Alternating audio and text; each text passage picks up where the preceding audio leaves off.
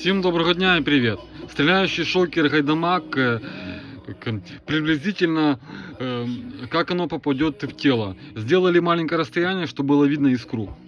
Запускаем шокер через картридж, смотрим. Видите? Шикарно. Вот смотрите. То есть неважно, куда вы попадете. Шокер потушит четко.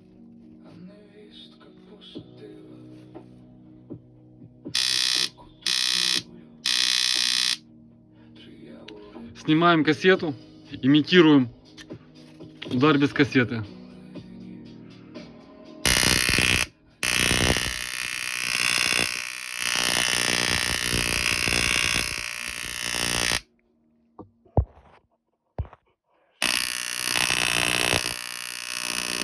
Шокеры Гайдамак. Живите безопасно.